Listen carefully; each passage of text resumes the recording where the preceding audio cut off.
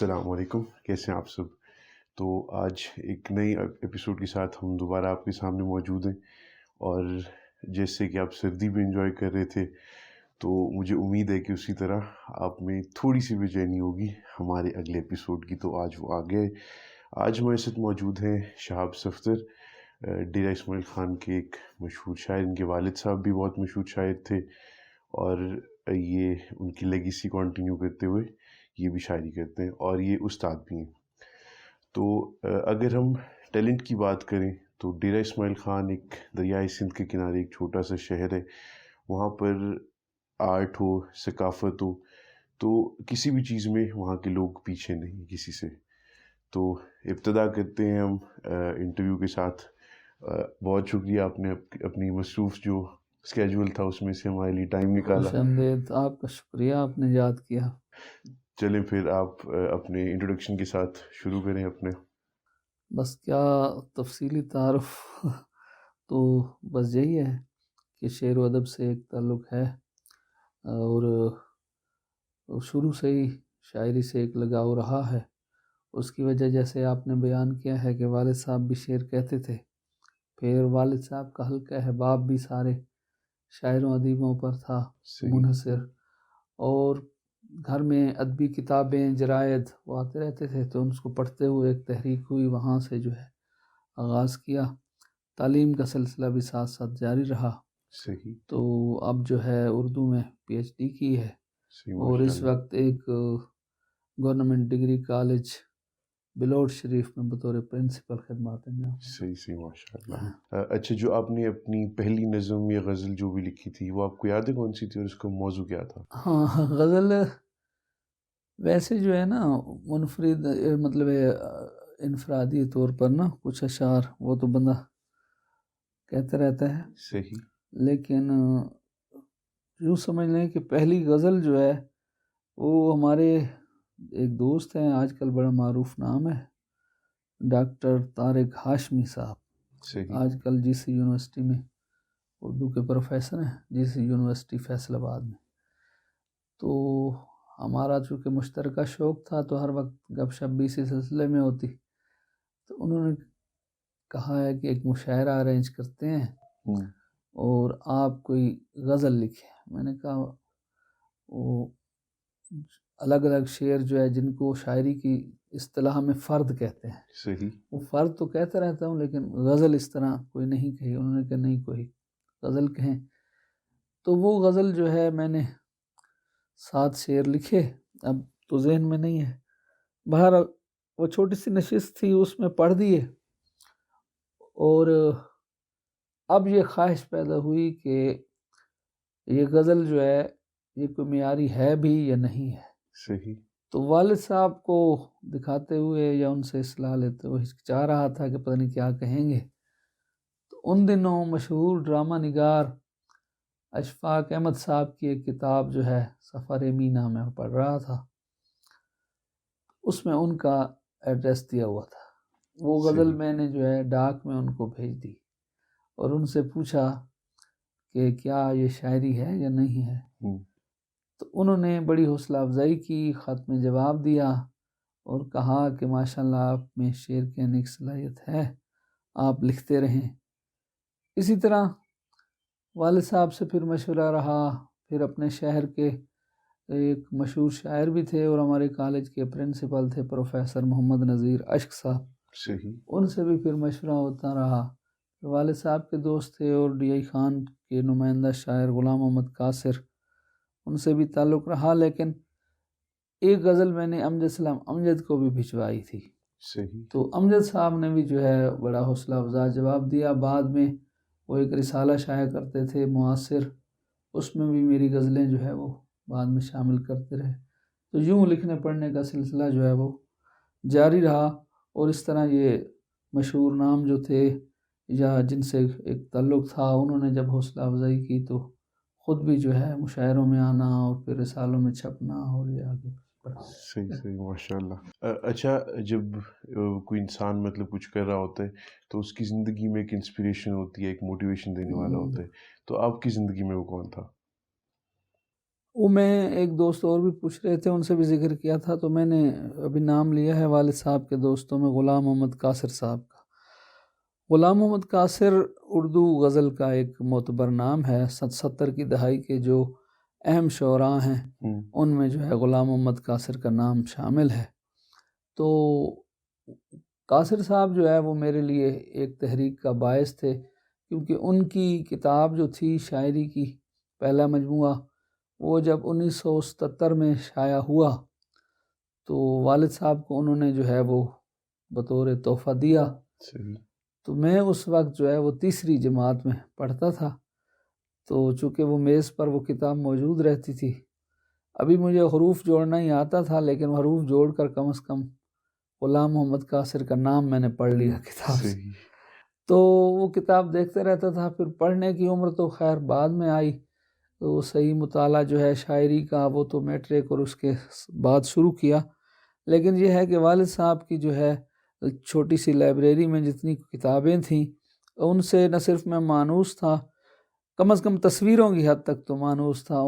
اس وقت پرانے رسالے ان کے ہاں میز پر پڑے ہوتے تھے، تو ان میں شعراء کی تصویریں ہوتی تھیں، وہ میں بڑے غور سے دیکھتا تھا۔ تو توجہ جو ہے شروع سے ہی ادب کی طرف اس طرح رہی ہے۔ تو تحریک یوں سمجھ لیں کہ غلام محمد قاصر کی شاعری سے مجھے تحریک ملی، اور میں اپنے آپ کو یہ سمجھتا ہوں کہ ان کے شعروں کو پڑھ کر ہی مجھ میں جو ہے شعر کہنے کی جو ہے وہ صلاحیت سمجھ لیں بیدار ہوئی۔ صحیح۔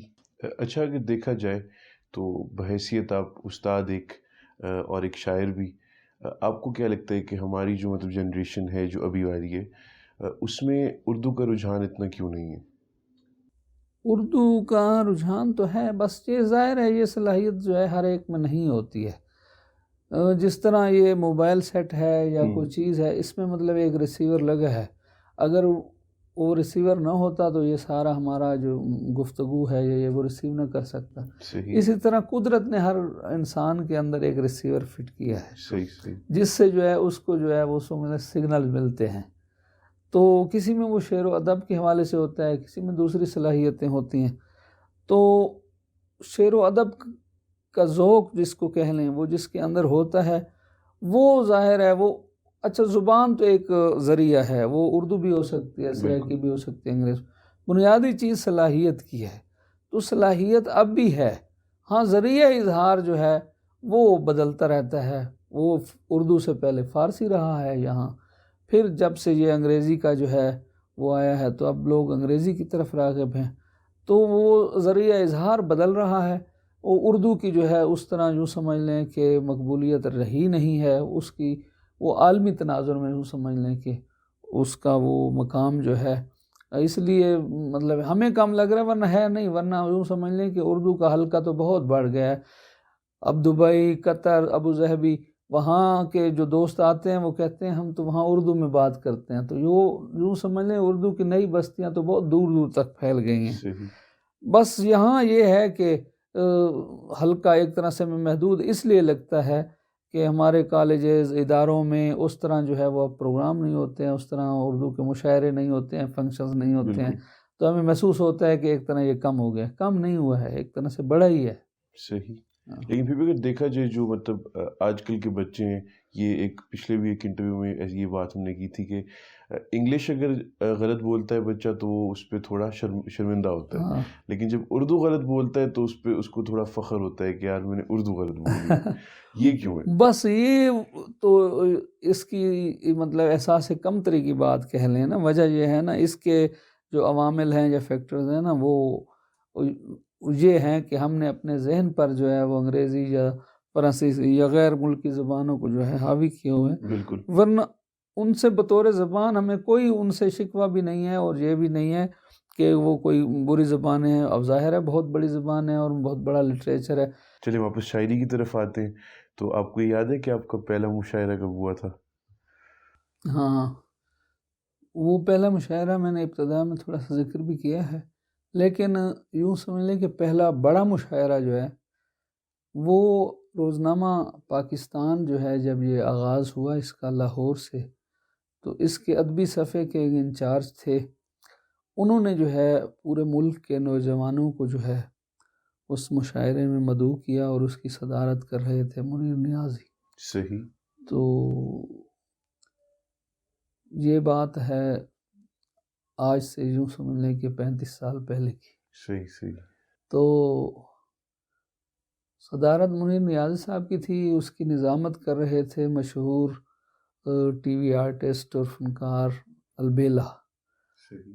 تو اس میں جو ہے میں بطور شاعر پہلی دفعہ لاہور میں جو ہے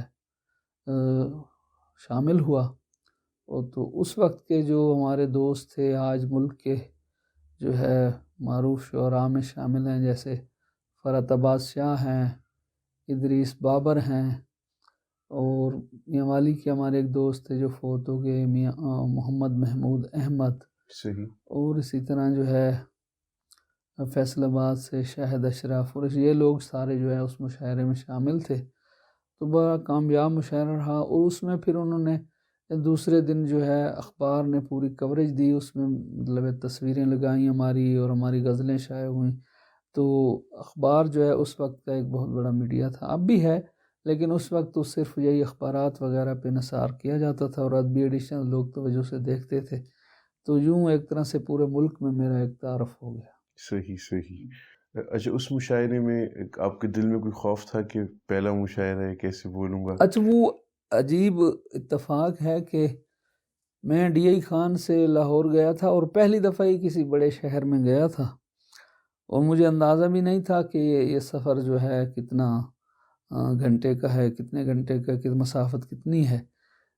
تو ڈی آئی خان سے جو بس جاتی تھی اس وقت نیو خان، اس میں بیٹھ گیا. تو میرا اندازہ تھا کہ مشاعرہ جو ہے وہ عصر کے وقت 4 بجے ہے، تو میں کوئی پہنچ جاؤں گا 1-2 بجے ادھر، اور پھر 1-8 گھنٹہ ریسٹ کر کے صحیح. پھر مشاعرے میں چلا جاؤں گا. لیکن اتفاق یہ ہے کہ اس بس نے مجھے پہنچایا ہی 4 بجے. تو میں جب مشاعرے والی جگہ پہ پہنچا تو تقریباً آدھا مشاعرہ گزر چکا تھا، اور اس کے بعد انہوں نے فوراً مجھے سٹیج پہ بلا لیا. میں نے پڑھ لیا اور اس کے بعد میں جو ہے واپس بھی چلا آیا. تو اس وقت مشاعرے کا تو ایک طرح سے کوئی تاثر قائم نہ ہوا مجھ پر، لیکن بعد میں وہ اخبار کی کوریج سے جو ہے مجھے بہت خوشی بھی ہوئی، اور پھر دوستوں سے جو ہے نا اس کا احوال سننے کو بھی ملا. تو یہ جو ہے سلسلہ رہا ہے. اچھا، میں چند شعراء کے آپ کے سامنے نام لوں گا، تو آپ کے ذہن میں پہلا لفظ جو آئے وہ آپ بول دیجیے گا. تو پہلے مرزا غالب. مرزا غالب میری نظر میں اردو کا سب سے بڑا شاعر. علامہ اقبال. اسلامی ادب کا ایک نمائندہ تخلیق کار. احمد ندیم قاسمی. احمد ندیم قاسمی ایک، وہ خود کہتے تھے میں کشتی میں اکیلا تو نہیں ہوں، میرے ہمراہ دریا جا رہا ہے. تو ایک عہد کو اور ایک عہد کے نمائندہ اہل ادب کو جو ہے وہ پروان چڑھانے والا شخص ہے. پروین شاکر. اردو کی نمائندہ خاتون شاعر. صحیح. افتخار عارف. افتخار عارف اردو غزل میں کربلا کے استعارے کا ایک نمائندہ نام. صحیح. اور شہاب صفدر خود. وہ خاکسار ایک طالب علم ہی ہے اس کے علاوہ. اچھا، آپ ایک چھوٹے سے شہر سے ہیں جیسے، تو شروع میں ظاہر مشکلات تو پیش آئی ہوں گی، کیونکہ مطلب اگر وہ دیکھا جائے فیملی بیک گراؤنڈ تو وہ بھی تب اتنا مطلب بڑا نہیں تھا کہ سپورٹ زیادہ ہو. تو کیا مشکلات پیش آئیں اور آپ نے کس طرح ان کو ٹیکل کیا؟ ہاں، یہ ہوتا ہے کہ شوق کے راستے میں نا آپ کے بہت سے مسائل ہوتے ہیں. تو شعر و ادب سے وابستگی، اب تو وہ جو ہے میڈیا کی معرفت یہ ہو سکتا ہے کہ بالکل. یہ ایک آپ کے لیے نا انکم کا ذریعہ بھی ہو، لیکن اس وقت ہمیں تو اس طرح کوئی سہولت نہیں تھی، بلکہ ہم جیب سے ہی خرچ کر کے ادبی رسالے بھی پڑھتے تھے. اور وہ جو ہے تو اس میں رہا ہے. مثلا میری چیزیں جن رسالوں میں چھپتی تھیں تو والد صاحب میرے ٹیچر تھے، اور ہم بہن بھائی جو ہے وہ کافی سارے ہیں، مطلب 8 بھائی اور 1 بہن. تو اتنے بڑے کنبے کو جو ہے پالنا ایک ٹیچر کے لیے، اور وہ ٹیچر بھی جو ہے ایک اسکول میں ایس وی ٹیچر تھے، تو ان کی تنخواہ معمولی سی تھی، ظاہر ہے ایک گھر کی جو ہے وہ کفالت کرنا ہی ان کے ذمہ تھا، بالکل تو مجھے تو بمشکل جیب خرچ وہ اتنا ملتا تھا جتنا میں اسکول کالج کو کتاب یا بولے تو اضافی تو نہیں ہوتے تھے، صحیح تو میں کلام بھیج دیتا تھا رسالوں کو، تو وہ مجھے جو ہے نا وہ خرید نہیں سکتا تھا، تو وہ آ کر جو ہے نا اخبار کی ایجنسی سے دیکھ لیا، کبھی جو ہے نا اس کی فٹ اسٹیٹ لے لی یا کبھی اس طرح، تو بہت بعد میں اب جو ہے تقریباً 15 سال پہلے جب اسلام آباد آیا ہوں تو یہاں مختلف بڑی لائبریریاں ہیں، جیسے مقتدرہ قومی زبان ہو گئی، اکیڈمی ادبیات، تو ان کی لائبریریوں میں بہت سے رسالے اس وقت کے میں نے دیکھے، تو اب دیکھ کے حیران ہوتا تھا کہ اس میں میرا کلام چھپا ہوا ہوتا تھا، جو میں اس وقت جو ایک عام سا ڈاک کا لفافہ لے کر بھیج دیا کرتا تھا۔ صحیح تو یہ ہے کہ وہ مطلب بندے کے پاس اتنے وہ نہیں ہوتے ہیں کہ اپنے شوق کو پروان چڑھانے کے لیے نا وہ کتابیں یا دوسرے چیزیں حاصل کر سکے، تو یہ صرف اس میں میرے لیے نہیں، ہر جگہ رہتی ہیں۔ مجھ سے جو سینئر تھے یا جن کا نام لیا غلام محمد قاصر، تو ان کے جب احوال پڑھتا ہوں یا ان سے سنے ہیں تو وہ ہم سے زیادہ مشکل میں رہے ہیں۔ تو صحیح شوق تو ہوتا ہی ایسا ہے کہ انسان جو ہے وہ اپنی محنت کوشش اور صحیح سے جو ہے آگے بڑھتا ہے، وہ تو صحیح امتحان ہی ہوتا ہے۔ بالکل صحیح بات ہے۔ اچھا، جیسے آپ نے اپنے والد صاحب کی لیگیسی کو کنٹینیو کیا، تو اسی طرح کیا آپ کی اولاد میں بھی یہ شوق ہے؟ میرے 2 بیٹے ہیں، 2 بیٹیاں ہیں ماشاءاللہ، تو شوق تو ابھی تو پڑھ رہے ہیں، چھوٹے ہیں، صحیح لیکن وہ کہتے ہیں نا اردو میں کہ ہونہار بروا کے چکنے چکنے پات، صحیح تو میرا چھوٹا چھوٹا بچہ ابھی ماشاءاللہ 5 سال کا ہے، لیکن اس کے جو مطلب جو سمجھیں قیافے سے نا، جو اس کے جو آثار ہیں یا اس سے وہ مجھے اندازہ ہوتا ہے کہ اس کی جو باتیں ہوتی ہیں ان کی باتوں میں نا وہ جھلک ہوتی ہے۔ مثلا کل ہی جو ہے وہ 2-3 لفظ وہ اس طرح بول رہا تھا، جو آپس میں ہم قافیہ تھے تو خوش ہو رہا تھا، وہ کہہ رہا تھا یہ دیکھیں یہ گولی اور ڈولی اور یہ کس طرح صحیح ملتے ہیں، تو یعنی اس کی توجہ اس طرف صحیح صحیح رہتی ہے۔ ماشاء اللہ۔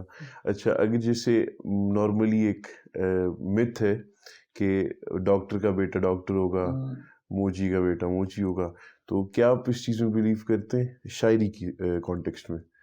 نہیں، یہ کچھ کہا نہیں جا سکتا، لیکن یہ جو ہے نا چونکہ ڈاکٹر یا وہ بھی میرے خیال میں مطلب لازمی نہیں ہے، تو اس میں صلاحیت کے بعد جو ہے نا آپ کے وسائل آتے ہیں اور بالکل آپ کے جو ہے نا ماحول آتا ہے، بہت سی چیزیں کاؤنٹ کرتی ہیں، تو لازمی نہیں ہوتا، لیکن یہ بھی نہیں ہے کہ ایسا ہو نہیں سکتا، ایسا ہوتا رہا ہے، اور بہت سے اہل ادب کے جو ہے بعد میں بچے جو ہے وہ اس طرف آئے ہیں اور انہوں نے بھی نام کمایا۔ مثلا اردو ادب کا بہت بڑا نام ہے سید سجاد حیدر جلدرم، صحیح اور ان کی بیٹی جو ہے وہ قرۃ العین حیدر، صحیح وہ جو ہے نا انہوں نے ایک اردو ادب میں ایک زندہ شخصیت ہیں۔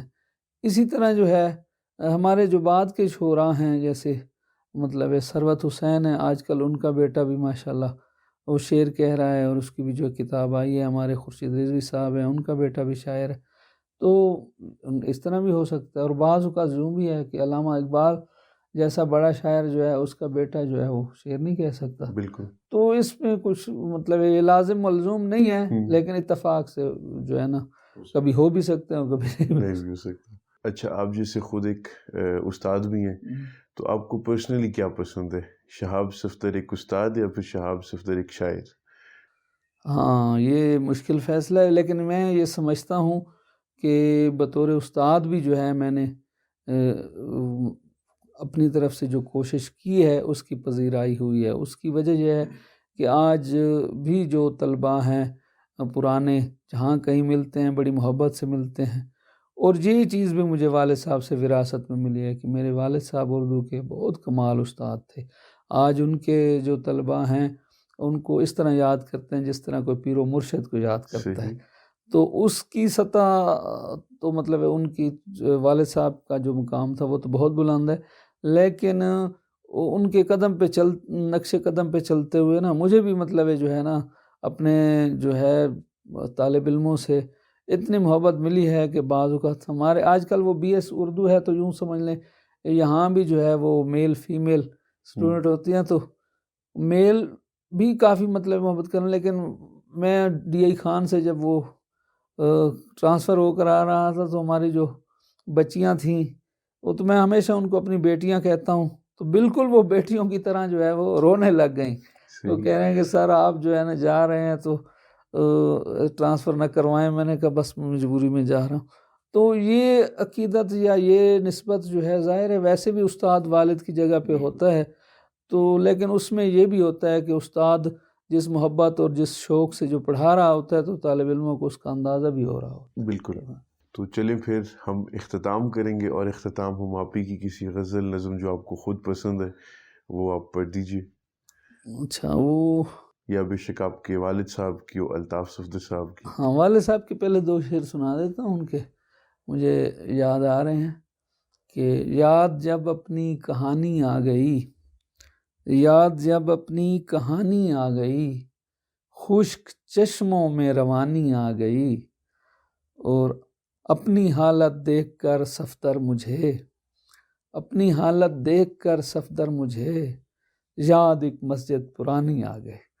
تو یہ ان کے 2 شعر تھے، اور 2 شعر میں اپنے پڑھ دیتا ہوں کہ میری قسمت کے اندھیروں کا سویرا ہو کر، میری قسمت کے اندھیروں کا سویرا ہو کر، ملنے آیا ہے تو پھر مل مجھے میرا ہو کر.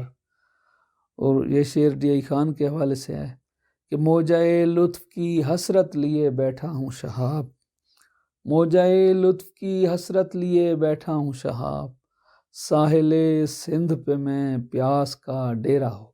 زبردست. تو میری ٹیگ لائن ہے ڈیزائر ٹو انسپائر. تو یوتھ کو ذہن میں رکھتے ہوئے آپ کوئی پیغام دینا چاہیں گے؟ بس یہ آپ نے بڑا اچھا جو ہے اوپر لکھا ہوا ہے، محنت کر حسد نہ کر. تو سب سے بڑی بات محنت ہے، کوشش ہے، صحیح ہے. بالکل. تو جو بندہ یہ محنت اور کوشش کرتا ہے جس بھی میدان میں، جس بھی فیلڈ میں، تو اللہ تعالیٰ اس کا پھل اس کو ضرور دیتا ہے. تو اپنی محنت اور صحیح کو جاری رکھنا چاہیے. بالکل. تو انشاءاللہ ملتے ہیں اگلے منڈے پہ. ان کا بہت شکریہ، انہوں نے اپنا قیمتی وقت ہمیں دیا، اور امید ہے کہ آپ کو یہ ایپیسوڈ پسند آیا ہوگا. تو انشاءاللہ ملتے ہیں اگلے ہفتے. آپ اپنا خیال رکھیے کہ کووڈ کا جو پازیٹیوٹی ریٹ ہے وہ کافی اوپر جا رہا ہے. ماسک پہنیے، سینیٹائزر یوز کیجیے، اور اپنے گھر والوں کا بھی خیال رکھیے. اللہ حافظ.